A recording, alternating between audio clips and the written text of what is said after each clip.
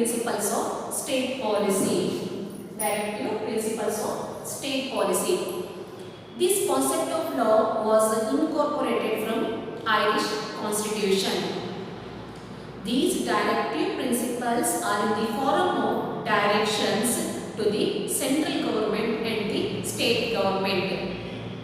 These principles serve as guidelines to the state. These principles are based on ethics. These directive principles are necessary in order to establish a welfare state. If governments do not implement them, they cannot be questioned by court of law. There is no compulsory. So whenever possible, they can implement these directions in their state. Through these directions, the government intends to provide social, economic and political justice to its citizens. So here some directive principles are listed here. So let us discuss these directive principles one by one.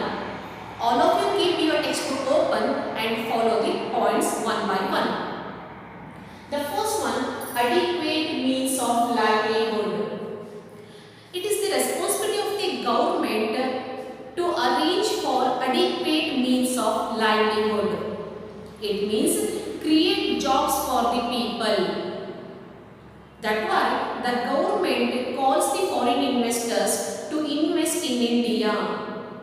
Even the government encourages private sector, public sector and joint sector also. The government provides all necessary assistance to the investors. Like this, they increases the number of jobs in the country. When they give all assistance to the investors, so then more and more industries set up in the country. That increases the number of jobs in the country. So that is related to the adequate means of livelihood. Create jobs for the people. So the next one is prevent the community wealth from becoming the private property. The government took many steps in order to prevent the community wealth and resources from becoming private property of a few people. Many government departments are working in this direction. For example, Income Tax Department, Enforcement Directorate, next Lokayukt, CBI, even some more departments. The aim of these departments is to prevent money and land scams, assessing excess wealth and corruptions in different departments. So this direction main aim is to prevent the community wealth and resources from becoming the private property of a few people. So the next direction is equal pay for equal work to both men and women. This direction enables to stop the difference between males and females. According to this direction, there is an equal pay for equal work, both men and women, irrespective of males and females. If both are working at same position, having same record of service, having same service record, then they must pay equally. So we should not discriminate the people. We should not discriminate by considering their gender. It helps to protect the labor welfare. So discrimination is not allowed by considering their gender. So this direction is very important. So the next one is public assistance to old, sick and weak or helpless. The government takes care of senior citizens, sick and weaker section by offering different facilities and benefits for their welfare. For example, high rate of interest on bank deposits, old age pension, pension for physically disabled pension for widows, reservations in bus and trains. Next, offering treatment at less cost for BPL card holders, supply of free food for BPL card holders, and Pradhan Mantri Jeeva Bima Yojana. Such policies are there. So those policies are launched in order to provide benefit for these people. So this is also one of the important direction given to the central and the state government.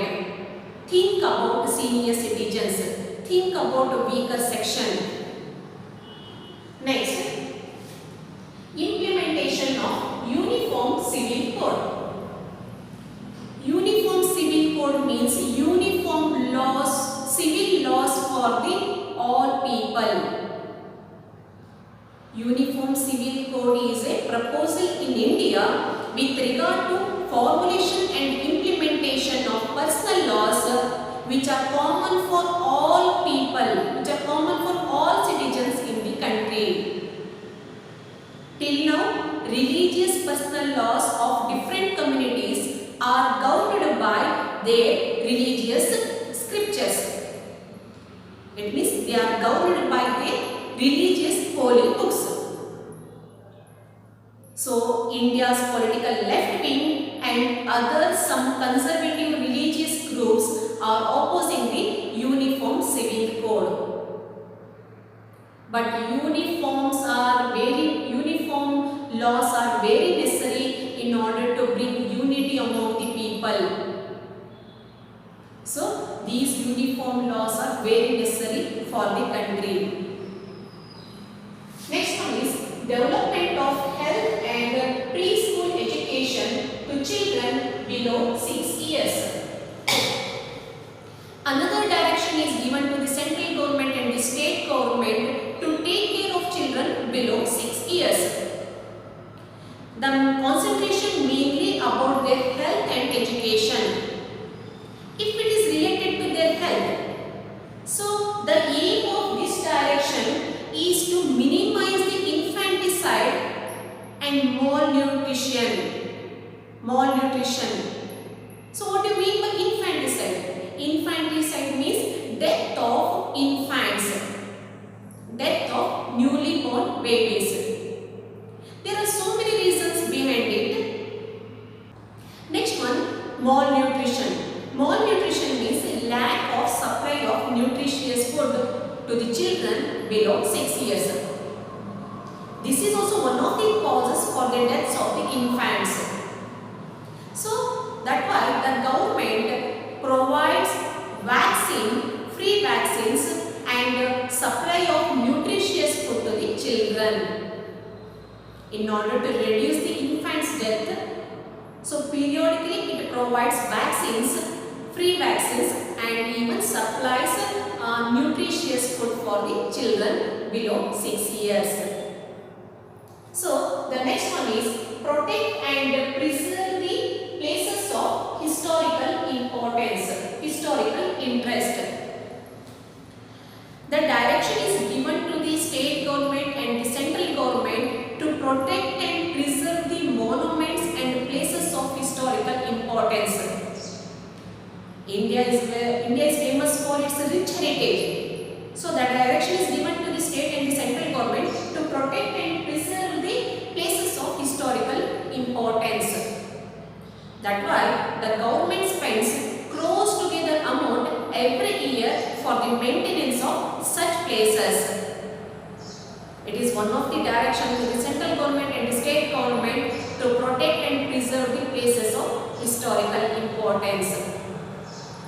So the next one is separate the executive from the judiciary. The president, the prime minister and their cabinet form the central executive. The governor, the chief minister and their cabinet form the state executive. The executive is responsible to the legislature, but neither the executive nor neither the legislature nor the executive has right to interfere in the matter of court of law. Indian judiciary is working independently.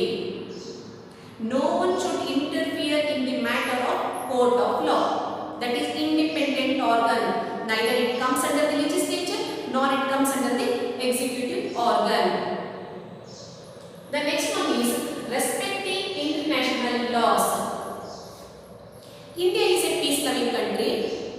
Being a member of UNO means United Nations Organization. Being a member of UNO is bound to follow some international rules in order to achieve the world peace, security, cooperation among the nations, to build a mutual trust, protection of human rights, recognition for the international agreements, and even to solve many global problems peacefully. Every member of UNO must follow the international rules. Next one, to establish Gram Panchayats. In India, three-tier government we can see. One is central government, the next one is state government, and another one is local government. The local government is called as Panchayati Raj system. The aim of Gram Panchayat is to involve the common people in government work, in government activities. Because at the center and at the state level, representatives are working on behalf of the common people. But the Gram Panchayat involves the common people directly. It involves the participation of common people directly. Even it tries to solve the problems of the common people directly. So, whenever major policies and programs are framed at the central level and at the state level, finally they reach the common people through this government. Finally, they reach the common people through this government. So that why the Gram Panchayat plays a vital role in the country. It plays a vital role in the country because it is connecting to the common people. It is connecting to the public. Next one, encourage rural and cottage industries. The aim of this direction is to encourage and support the craft persons at rural areas. The government provides all necessary assistance to the rural and cottage industries in order to promote rural art and craft. It gives a recognition for their talent and even connecting them to the different markets like national market, global market. This makes their life much better. It improves their standard of living. It improves the standard of living of the people in rural areas. So the next one here, 12th and 13th one are related to the agriculture. So in your textbook as it is, 12th point is in 12th position, but this 13th point is given as 14th one. So I took together here for the discussion. These two directions are related to the agriculture. Basically, India is an agricultural country. Maximum number of people employed in agriculture and in animal husbandry. So activities like dairy, poultry, beekeeping, sericulture, and even many more. So the direction given to the central government and the state government to guide the farmers to carry on their occupation on modern lines. So the aim of this direction is to guide the farmers regarding scientific methods and techniques which increases the agricultural production in the country. These scientific methods and techniques are very important that increases the agricultural production in the country. Next, even this increases the national income as well as per capita income of the farmers. So that why the direction is given to the state government and the central government to guide the farmers regarding modern techniques and methods. So the next one is prohibition of liquor. In order to establish a welfare society, the policy recommends for the prohibition of liquor in the state. Some states already banned the liquor, but some states still not. But it is very difficult to put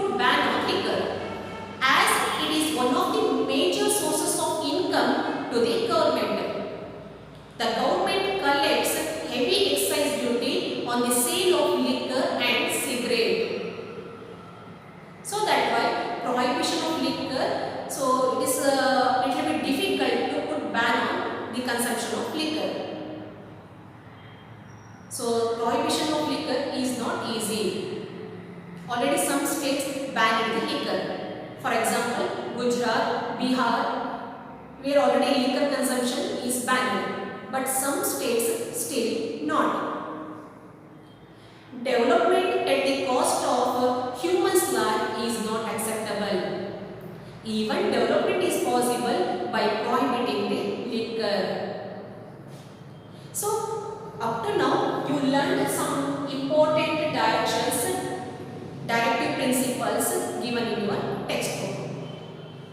So, these directive principles are very necessary in order to achieve the community welfare.